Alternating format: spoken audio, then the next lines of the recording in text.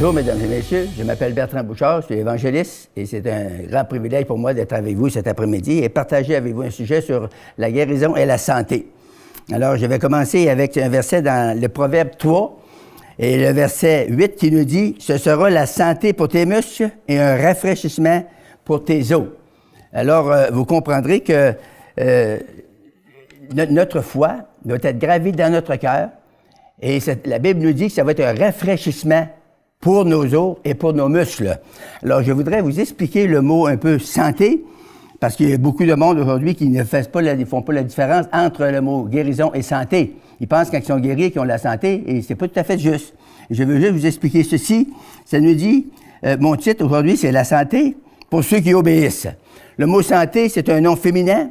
C'est un mot latin qu'on dit « sanitas ». C'est l'état de celui qui est sain, physiquement, moralement, et spirituellement. Voyez-vous, ça comprend beaucoup, hein? Alors, le mot santé veut dire avoir de la force, de la résistance, de la vigueur et de la vitalité. Et j'ai aussi commenté le mot muscle. La santé pour nos muscles. C'est un nom masculin. C'est un mot latin qu'on dit musculus. C'est un organe charnu dont les contractions produisent des mouvements comme le cœur, les ligaments, les rotations et les tendons. Alors, la Bible nous dit que si vous mettez la Bible dans votre cœur, si vous la croyez, si vous l'acceptez, vous la laissez descendre dans votre esprit, eh bien, ça va être un rafraîchissement. Le mot rafraîchissement, c'est un verbe transitif et un pronom. C'est un mot qui veut dire rendre plus frais, ou améliorer une personne, le désaltérer, se rafraîchir, se raviver ou se rajeunir. Alors, voyez-vous, quand on considère le mot santé, c'est vraiment quelque chose d'intéressant que nous devons porter une attention spéciale parce que ce sera la santé pour tes muscles et un rafraîchissement pour tes os. Et si je tourne la page et si je vais au chapitre 4 et le verset 20, ça dit ceci. Ça dit « Mon fils, sois attentif à mes paroles, prête l'oreille à mes discours, qui ne s'éloignent pas de tes yeux, garde-les dans le fond de ton cœur, car c'est la vie pour ceux qui le trouvent et c'est la santé pour tout leur corps. » Et j'aimerais emmener une petite parenthèse à mon sujet. À l'âge de 25 ans, j'étais malade de l'arthrite et des rhumatismes. Et j'ai rencontré quelqu'un qui m'a parlé de Jésus-Christ. Il m'a parlé de la parole de Dieu. Et j'ai fait ce qu'il m'a dit. J'ai accepté la parole dans mon cœur. Et lorsque j'ai accepté la parole de Dieu, eh bien, il a prié pour moi. Et lorsqu'il m'a imposé les mains, eh bien, j'ai senti comme une chaleur qui a descendu dans mon corps. Et j'ai été guéri de l'arthrite et des rhumatismes instantanément. Et aujourd'hui, je suis rendu à 85 ans et je n'ai jamais ressenti l'arthrite ni les rhumatismes. Alors, je suis devenu un homme en santé et je le suis encore. Vous voyez, c'est vraiment quelque chose de véridique. C'est pas quelque chose que vous lisez dans les journaux ou quelque chose que vous pouvez entendre dire d'une autre personne. C'est quelque chose qui est écrit, qui est recordé dans la parole de Dieu pour vous et pour moi. Et lorsque nous mettons notre attention, nous mettons notre foi sur la parole de Dieu, on est sûr que la parole de Dieu ne peut pas faillir.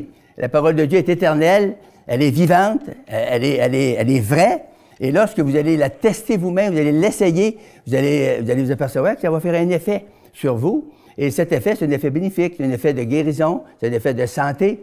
Voyez-vous, le monde ne font pas de différence, beaucoup de monde ne font pas de différence entre la guérison et la santé. Et voici, je vais vous expliquer ça dans quelques mots. Si vous avez, par exemple, un cancer et vous avez une pneumonie, disons, puis on prie pour vous, puis vous êtes guéri de votre cancer, mais vous n'êtes pas guéri de votre pneumonie. Alors, vous n'êtes pas encore en santé, vous avez une guérison, c'est vrai, mais votre corps va rester malade. Alors, la santé, c'est que vous soyez guéri du cancer, vous soyez guéri de pneumonie. Et la Bible nous dit qu'il nous guérit de toutes nos maladies. Par ses meurtrissures, lorsque Jésus est mort, il nous a guéris de toutes nos maladies et de toutes nos infirmités. Alors, c'est là la chose merveilleuse et magnifique que nous avons en Jésus-Christ, que nous avons dans la parole de Dieu. Et puis, il dit ici, c'est ça, « Mon fils, sois attentif à mes paroles, prête l'oreille à mes discours, qui ne s'éloignent pas de tes yeux, garde-les dans le fond de ton cœur, car c'est la vie pour ceux qui le craignent, qui le trouvent, et c'est la santé pour tout leur corps. » Est-ce que vous suivez ça? C'est la santé pour tout votre corps.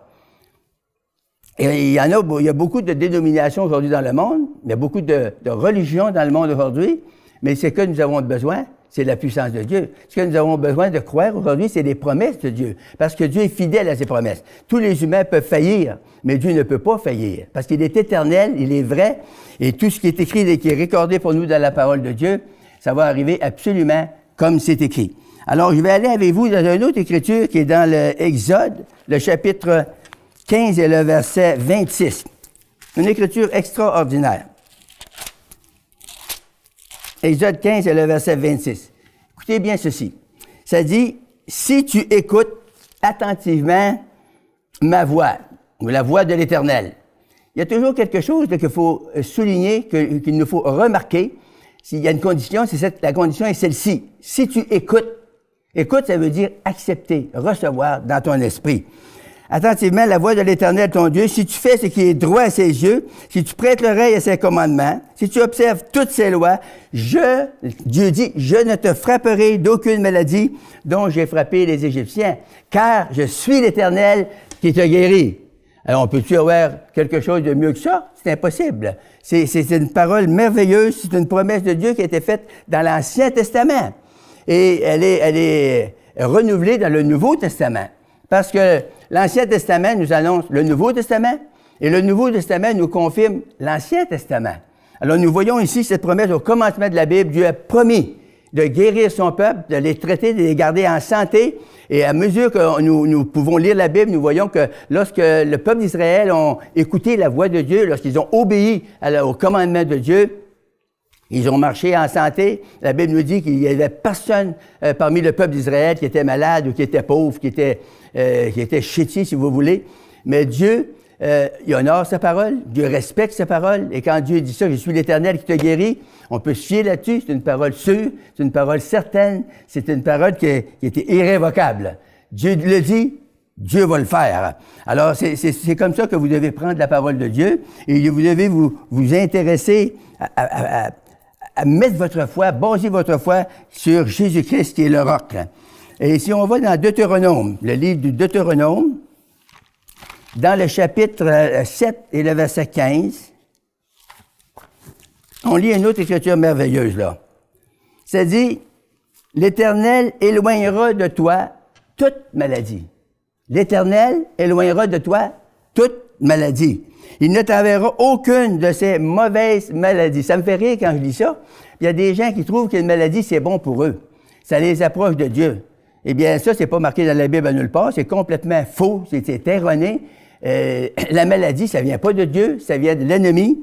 Et la Bible nous dit ici, « Il ne t'enverra aucune de ces mauvaises maladies d'Égypte qui te sont connues, mais il en frappera ceux qui te haïssent. L'Éternel éloignera de toi. » Si la maladie est loin de toi, il va avoir plus de misère à t'atteindre. Mais si la maladie est près de toi, eh bien, si la maladie te poursuit, bien, tu vas toujours être malade. Ça me fait rire que des fois, je parle avec des amis, puis ils me disent « Ah, il y a une grippe qui s'en vient, puis c'est certain que je vais l'avoir. » Alors, ils confessent qu'ils vont l'avoir, puis ils vont l'avoir aussi, c'est sûr qu'ils vont l'avoir. Parce que la Bible nous dit que la vie et la mort sont au pouvoir de la langue. Notre langue, il y a beaucoup d'intérêt que nous devons porter à la langue. Nous devons faire attention à ce que nous disons. Et si nous allons maintenant dans Jérémie, le chapitre 30, Jérémie, le chapitre 30, et le verset 17, regarde la belle écriture qu'il y a là. Chapitre 30 et le verset 17. Mais, Dieu dit, je te guérirai et je panserai tes plaies. Dieu dit ça à ses enfants, là. Dieu dit ça à n'importe qui, celui qui veut croire en Jésus. Je te guérirai, je panserai tes plaies, dit l'Éternel, car il t'appelle à repousser cette Sion dont nul ne prend ceci. On sait que les chrétiens, les croyants, qui ont toujours cru à Dieu de tous les autres, ont toujours été repoussés par les nations, ont toujours été comme rejetés par les nations. Mais gloire à Dieu, ceux qui veulent mettre leur foi en Jésus, ceux qui veulent s'appuyer sur la promesse de Dieu, ceux qui veulent croire la parole de Dieu, bien, ils vont être bénis à 100%, c'est garanti à 100%. Eh bien, voilà le chapitre 33. On va aller au chapitre 33. Ici, il y a une belle écriture qui est encourageante, qui est bénissante. Le verset 6. Voici, je lui donnerai la guérison et la santé. Voyez-vous ce que je veux vous parler? je veux attirer votre attention là-dessus parce que vous n'entendrez pas parler de ça souvent sur la santé. Vous entendez parler souvent de guérison. Mais sur la santé dans notre corps, de la tête aux pieds, l'esprit, l'âme et le corps, vous n'entendrez pas parler de ça souvent. Mais la Bible nous dit ici, « Voici, je lui donnerai la guérison et la santé, je les guérirai.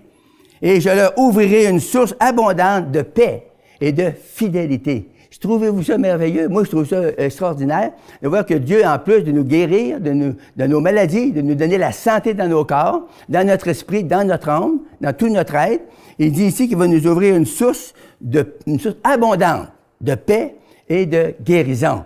Alors, voilà, moi, j'ai mis ma confiance dans ce Seigneur-là, dans cette parole de Dieu-là, et puis je peux trouver un réconfort extraordinaire dans mon corps, même dans mon âge avancé. Alors, si vous êtes prêts à faire ça, c'est la même chose pour vous, tout va vous arriver pour vous aussi. On va aller dans Matthieu 14 et le verset 36. L'Évangile de Matthieu, chapitre 14, et le verset 36. C'est beau ceci. Après avoir traversé la mer, verset 34, ça dit, ils vinrent dans le pays de Génézareth. Les gens de ce lieu ayant reconnu Jésus, et vous, il faut reconnaître Jésus. Ils envoyèrent des messagers dans tous les environs et on lui amena tous les malades. Et la Bible nous dit ceci. Ils le prièrent, les malades, ils prièrent Jésus de leur permettre seulement de toucher le bord de son vêtement. Et la Bible nous dit, tous ceux qui le touchèrent furent guéris. Voyez-vous, là? Si vous voulez être guéri, vous pouvez l'être cet après-midi. Mais il faut que vous touchiez Jésus par la foi. Jésus n'est plus ici physiquement. Vous ne pouvez pas aller toucher le bord du vêtement de Jésus. Il n'est pas là. Mais la Bible nous dit qu'après qu'il est monté et offrir le sacrifice pour nos péchés auprès du Père, il est revenu par le Saint-Esprit et il vit en nous. Amen. Et si Jésus est là, vous avez seulement qu'à le toucher avec votre foi. C'est votre foi qui va toucher Dieu. Et c'est votre foi qui va faire bouger Dieu, qui va faire agir Dieu, qui va faire que l'Esprit de Dieu va rentrer en opération dans votre vie, puis il va produire les changements de guérison, de salut, de délivrance que vous avez besoin. Amen. Et on va aller maintenant dans Acte 4. Acte 4, le verset 9 et 10. Écoutez bien ceci. Puis, puisque nous sommes interrogés aujourd'hui sur un bienfait accordé à un homme malade, afin que nous disions comment il a été guéri, eh bien, l'apôtre Pierre a dit, sachez-le tous, et que tout le peuple d'Israël le sache, c'est par le nom de Jésus-Christ de Nazareth que vous avez crucifié et que Dieu a ressuscité des morts. C'est par lui que vous voyez cet homme se présente devant vous en pleine santé. C'est gracieux, c'est merveilleux. Cet homme a été un homme impotent, un homme malade, que lorsqu'ils ont prié au nom de Jésus-Christ, la puissance de Dieu est descendue sur cet homme et il a été complètement guéri, il a été complètement délivré, il a été complètement restauré. Et Dieu veut le faire. Si Dieu l'a fait avec cet homme, Dieu l'a fait avec moi, Dieu veut le faire avec vous également. Et c'est ça qui est encourageant avec la parole de Dieu. Dieu fait exception de personne. Si on y voit à lui, dans la foi, dans la simplicité, avec notre cœur, Dieu va agir. Dieu veut se manifester. Il veut beaucoup plus se manifester à nous, réaliser ou exaucer nos requêtes que nous voulons recevoir ou que nous voulons demander. Parce que souvent, on n'est pas tout à fait vaillant dans la prière ou on n'est pas violent à faire des demandes à Dieu puis à persévérer jusqu'à temps d'avoir des percées spirituelles. Eh bien, on va aller maintenant dans le même chapitre, mais dans Acte 9 et le verset 34. On va voir une autre personne qui a été guérie là. On va lire aussi le verset 33. Ça dit ceci. Il y a un homme nommé Aîné. Il se trouva un homme nommé Aîné, couché sur un lit depuis 8 ans et paralytique. Alors là, on voit la puissance de Dieu en opération. L'homme ne pouvait pas se bouger, ne pouvait pas aller à ses activités, il était paralysé. Et la Bible, Pierre a dit, Aîné, Jésus-Christ te guérit. C'est quelque chose là. Jésus-Christ te guérit. C'est ça la foi. Et nous pouvons voir ici, il a dit, lève-toi, arrange ton lit, et aussitôt, la Bible nous dit, cet homme s'est levé, il a arrangé son lit, il était complètement guéri. Alors, c'est ça la puissance de Dieu. J'ai prié pour des gens, j'ai prié pour un homme à Mont-Laurier, un homme qui était il y avait un poumon qui avait été opéré, il avait ôté le poumon, et puis l'autre poumon était cancéreux. Alors, j'étais allé faire des réunions là, j'ai fait ma croisade. Après, j'avais eu fini de faire les réunions. Je partais pour m'en aller, j'étais au restaurant ce soir après de prendre un goûter avec mon épouse, puis quelques chrétiens. Et puis, son beau-frère m'a demandé, il dit, tu voudrais-tu prier pour mon beau-frère? Il dit, il est malade, il est ce qu'il est. Ben, il dit, il reste pas loin, c'est de m'aller te le chercher. Il est allé le chercher. Il avait même pas écouté l'Évangile, là. Il est allé le chercher, il l'a emmené dans la réunion, dans le restaurant. Puis quand je l'ai vu, j'ai dit, c'est toi qui es malade. Le monsieur était vraiment malade. Il était déprimé, il avait des cheveux longs ici, il était la barbe, il était pas propre du tout, puis il était maigre tellement, là, que les joues, c'était creux, là, c'était un homme vraiment malade, découragé. Et puis, j'ai prié pour lui, j'ai juste mis mes mains dessus dans le restaurant. Au nom de Jésus-Christ, je commande la guérison. Et je détruis cet esprit malin qui détruit ton corps. Et puis, la puissance de Dieu est tombée sur lui, puis il a été complètement libéré. Croyez-le ou non, il est vivant aujourd'hui, vous pouvez l'appeler, c'est à Mont-Laurier. Puis, cet homme-là m'a envoyé 15 contacts. Il m'a envoyé des gens pour faire prier pour eux autres. Il y a des téléphones à sonner les premières semaines qui ont suivi cet événement-là. Le téléphone sonnait chez nous à peu près 4 à 5 fois par semaine. Des gens que lui référait, il a appelé le frère Bouchard, il va prier pour vous autres, puis vous allez être guéris. Et c'était merveilleux. Alors, ce qui était le plus surprenant, puis le plus grand, c'était un miracle. Dieu a fait non seulement une guérison, mais il a fait un miracle aussi de création. Cet homme-là, il avait juste un poumon. L'autre avait été enlevé parce qu'il était cancéreux, il avait enlevé un poumon. Mais là, le cancer était sauté dans l'autre poumon. Moi, quand j'ai prié pour lui, je ne savais pas qu'il y avait qu'un poumon. J'ai prié pour lui. Dieu a guéri son poumon. Mais en plus d'avoir guéri son poumon malade, il en a créé un autre. Et lorsque lui est arrivé à l'hôpital, là, il dit, je viens pour me faire passer une radiographie. Ils ont dit, qu'est-ce qui s'est passé avec toi? Ben, il dit, un évangéliste qui a prié pour moi, puis il dit, je suis guéri. Les autres, ils ont ri de ça. Ils ont dit, on va voir ça. Fait qu'ils ont passé des radiographies. Et après les radiographies, ils étaient surpris. Ils ont dit, coudonc, ils ont dit, t'es-tu bien Gaétan Lirette? Il a dit, oui, je suis Gaétan Lirette. Vous le savez, des années, vous me soignez. Mais ils ont dit, on comprend pas, là. Ils ont dit, on t'avait ôté un poumon, mais là, ils ont dit, là, t'as 2 poumons en bonne santé. Fait que ça, c'est Dieu. C'est le Dieu que je vous parle cet après-midi. C'est le Dieu vivant. C'est le Dieu qui a créé le ciel et la terre. C'est le Dieu qui n'a jamais changé, puis il ne changera jamais. Voyez-vous? Je pourrais vous raconter d'autres aussi expériences. Je prêchais à Malartic, en Abitibi, et il y avait un petit gars de 7 ans, puis il pesait 27 livres, 6 ans et demi à 7 ans. Puis il était mourant, le docteur lui avait donné quelques jours à vivre.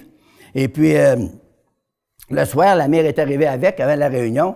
On se réunissait dans un salon mortuaire parce qu'on n'avait pas d'autre place pour se réunir. Fait que les places, ça ne porte pas bébé le Seigneur. Ce qui compte, c'est la foi avec lui. Fait le soir, après notre réunion, on a prié, puis la mère elle a témoigné, là, on était à peu près une 50aine de personnes. Je disais à sa mère, témoigne, puis dis au monde qu'est-ce qu'il y a cet enfant-là. Quelle maladie qu'il y a, puis comment il reste de temps à vivre. La mère a témoigné. Elle dit, le docteur nous a donné à peu près 2 jours qu'il est mourant, il ne boit plus. Il n'est plus capable de manger. Il était sur la courtisane. Il avait une maladie dégénérative. Et puis, la courtisane, il ne pouvait plus la garder. Il ne digérait pas l'eau. Il vomissait tout au fur et à mesure. Alors, j'ai dit, on va prier. Fait qu'on a prié pour l'enfant après la réunion. Puis quand on a prié, on a vu une brume, tu sais, comme une boucane qui est venue entre la caméra puis le petit garçon. Puis la puissance de Dieu est descendue, puis il a été complètement guéri. Fait que là, il s'est en allé chez eux, puis en arrivant chez eux, puis il dit à sa mère, il dit, j'ai faim. Ben, elle dit, tu veux manger, tu peux pas manger. Il dit, je veux un hot dog. Fait que là, la mère, ben, il a fait un hot dog, puis il a donné. Fait le petit gars, il a pris le hot dog, puis il a mangé ça, puis il a pris un verre de lait, puis il est parti, puis il est allé se coucher. Le lendemain matin, là, elle n'en revenait pas, là. Elle dit, qu'est-ce qui se passe avec lui? Le lendemain matin, le petit gars, lui, il s'est levé avant sa mère, puis là, il avait son petit bicycle à 3 roues, puis il faisait le tour de la table avec le bicycle, puis il frappait les pattes de la table, ça venait du bruit, elle s'est réveillée. Elle dit, ah, qu'est-ce que tu fais là? Qu'est-ce que tu fais là? Tu peux pas manger, tu peux pas faire de bicycle, parce que ses petites parties étaient enflées, grosses de même. Elle nous avait montré ça le soir, là, quand on a prié pour lui. Et puis là, elle regarde, ses petites parties étaient complètement guéries, et était complètement guéri de toute sa maladie. Ça a disparu complètement. Et là, il a commencé à grandir, puis à se développer. Puis il y avait un homme, un restaurateur qui avait été sauvé. Il restait le 2e voisin de là. Il dit, à toutes les fois que je le vois, il dit, je pleure comme un enfant. Il dit, je vois un miracle sur 2 pattes. Moi, je vous dis là, que le Dieu qu'on sert, c'est un Dieu de miracle. C'est un Dieu qui guérit. C'est un Dieu qui sauve. Et il m'a sauvé, il a changé ma vie. Il a changé ma vie complètement. Croyez-le ou non, j'étais un blasphémateur, invétéré. J'étais un gros fumeur. J'étais un homme qui avait des problèmes de boisson, puis j'étais un homme très prompt, j'étais malin, j'étais un batailleur de rue. Et quand j'ai entendu l'Évangile, j'ai été touché de façon surnaturelle, extraordinaire. Je me rappellerai toujours comme si ça serait hier que je viens d'avoir cette expérience-là avec le Seigneur. Je m'étais mis à genoux et j'ai crié au Seigneur, « Seigneur, je suis un misérable pécheur, sauve mon âme. » Et la puissance de Dieu est venue sur moi. Et puis là, le Seigneur a changé ma vie. Il a tellement changé ma vie que même ma mère, il ne me reconnaissait plus.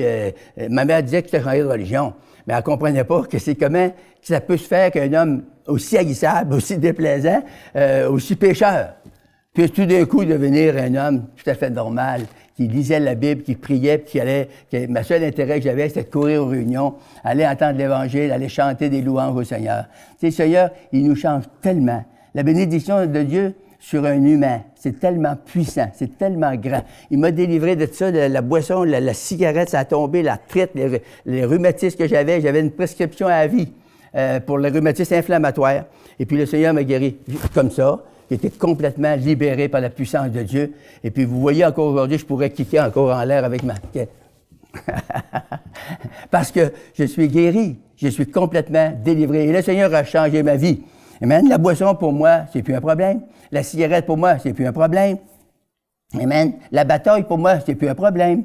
Et puis, vous allez dire, t'es trop vieux pour ça. Oui, mais on peut être vieux, puis on peut être encore haïssable. Mais merci Seigneur, il a changé ma vie, puis il est capable de changer la vôtre. Puis je vous dis, le même aujourd'hui, là, dans une fraction de seconde. Si vous voulez juste décider, la foi, c'est une décision. Vous la prenez ou vous la prenez pas. J'ai décidé le jour de croire, et le Seigneur a travaillé. Et si vous décidez de ne pas croire, c'est correct avec vous. C'est votre décision à vous. Et vous allez continuer, vous allez faire votre vie comme ça, mais vous allez être malheureux parce qu'il y a beaucoup de gens qui sont très, très, très malheureux aujourd'hui dans le monde. Mais moi, je vous dis que vous pouvez être heureux. Vous pouvez être sauvé et savoir sans l'ombre d'un doute que Jésus-Christ a changé votre vie et vous pouvez avoir un témoignage dans votre cœur pour partager avec d'autres humains, pour en faire bénéficier d'autres et être, qu'ils soient bénis aussi avec vous. Amen. Alors, je pourrais vous raconter comme ça des expériences, là, longtemps cet après-midi, qui est des guérisons qui se sont produites comme ça. Par exemple, il y avait ma mère, je vais vous raconter ça vitement. Ma mère avait le diabète, elle était rendue à 2 piqûres par jour. Et puis, ça faisait quelques années que je ne l'avais pas vue parce que j'étais aux études à Montréal. Enfin, moi, je viens de la Gaspésie, j'ai descendu à Gaspésie. Puis là, j'ai prié pour ma mère. Et elle était à l'hôpital. Elle avait fait une crise de cœur en plus. Et soudainement, l'Esprit de Dieu a descendu dans la chambre de l'hôpital et a guéri ma mère entièrement, complètement. Elle est morte 15 ans plus tard, puis elle est morte d'une autre maladie. Alors, je vous dis que c'est nous qui décidons qu'est-ce qu'on va faire avec la parole de Dieu. On peut la lire, puis on peut la mettre sur la tablette puis la laisser là. Mais on peut la lire, puis la mettre dans notre cœur, puis commencer de la mettre en pratique. C'est ça qui compte. Si vous la mettez en pratique, ça va produire en vous un changement radical. Vous allez vous apercevoir que vous n'êtes plus le même. Et le monde même va dire, tu sais qui t'est arrivé, toi? Ça a donc bien changé. Qu'est-ce qu'il y a qui t'arrive comme ça? Qu'est-ce qui s'est passé avec toi? Eh bien, vous leur témoignez tout simplement que Jésus-Christ est venu dans votre vie. Vous avez accepté Jésus, vous avez décidé de croire un jour. Et lorsque vous croyez, eh bien, Dieu agit. Si vous ne croyez pas, Dieu n'agit pas. Ça ne vous met pas plus fou, ça ne vous met pas plus fin. Mais vous restez le même, vous restez un homme, une femme malade, une femme dépressive, ou une femme qui vit sa vie normale. Des fois, il y a du monde qui sont assez en bonne santé, mais ils n'ont pas de paix dans leur cœur. Ils peuvent avoir beaucoup d'argent, ils peuvent avoir beaucoup d'aide dans leur vie. Ils peuvent trouver la vie belle. J'ai rencontré des jeunes gens, des fois, qui j'ai dit, avez-vous besoin de prière? Ils ont dit, on a tout dans la vie. Nous autres, on a une bonne santé, on a de l'argent, on a des belles propriétés, on a ci, puis on a ça. Mais il n'y avait pas Jésus. Il dit, mais vous avez tout pour être heureux, mais on n'est pas heureux. On ne peut pas être heureux sans Jésus. Alors, cet après-midi, la seule affaire que je vous conseillerais, c'est un bon conseil, c'est le meilleur conseil que je ne peux pas vous donner, c'est accepter Jésus dans votre vie. Dites-lui, parlez-lui, là. On va faire une prière tantôt, là. Dites-lui qu'il rentre dans votre vie. Dites-lui qu'il vienne pour vous changer. Dites-lui qu'il vienne se révéler à votre cœur. Il va le faire. Parce qu'il dit dans sa parole, quiconque invoquera le nom du Seigneur sera sauvé, sera guéri, sera délivré, sera baptisé du Saint-Esprit et de feu. Ou la Bible dit aussi qu'il sera prospère. La Bible nous dit que je souhaite que tu prospères et sois en bonne santé comme l'état de ton âme. Voulez-vous en faire une petite prière ensemble? C'est très, très facile. Faites juste vous accorder avec moi, répétez les paroles que j'ai dites. Dites, Seigneur Jésus, je confesse que tu es le Seigneur et le Sauveur de ma vie. Et je confesse cet après-midi, Seigneur, que je suis un pécheur et que je crois dans ton sacrifice. Je crois, Seigneur, que tu es mort sur la croix du Calvaire pour me pardonner mes péchés, pour guérir mes maladies, pour m'apporter la délivrance complète de ma vie. Et je te reçois comme le Sauveur et le Seigneur de ma vie. Alors, si vous avez fait cette prière, si vous êtes sincère, si vous êtes décidé dans votre cœur cet après-midi d'avoir du changement, je vous garantis à 100% que Dieu va produire un changement dans votre vie. Si vous croyez ça, on peut commencer même à remercier le Seigneur. Seigneur, bénis ces gens qui ont donné leur vie cet après-midi, qui ont accepté, qui ont fait cette prière, je crois, sincère de leur cœur. Je te demande, dans le nom de Jésus, de les toucher. Je te demande, Seigneur, de les sauver, de changer leur vie. Je te demande de les guérir de la tête aux pieds, Seigneur, de toute maladie, de les délivrer de tout esprit de dépression, esprit de maladie, esprit d'infirmité, et de leur donner, Seigneur, une vie nouvelle, une vie changée. Alléluia. Seigneur, touche-les par ton esprit, baptise-les du Saint-Esprit et de feu, et manifeste ta gloire dans leur vie, afin qu'ils puissent être un témoignage, eux aussi, amen, à l'entour d'eux. Alors, je prie aussi que tu les prospères financièrement.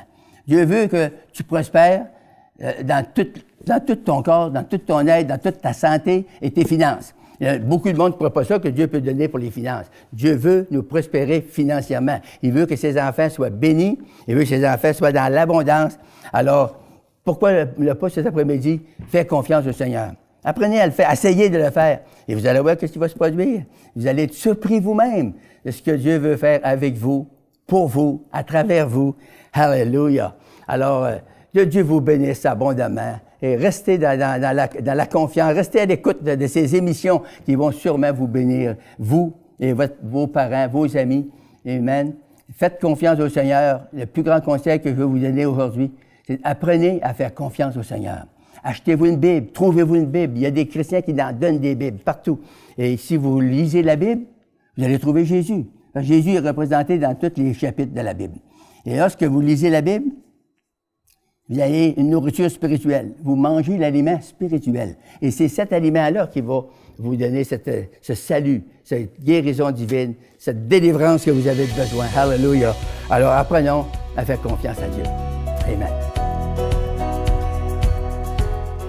Cette émission est rendue possible grâce au précieux soutien des partenaires d'Enseigne-moi Canal International. Retrouvez tous nos programmes sur emcitv.com.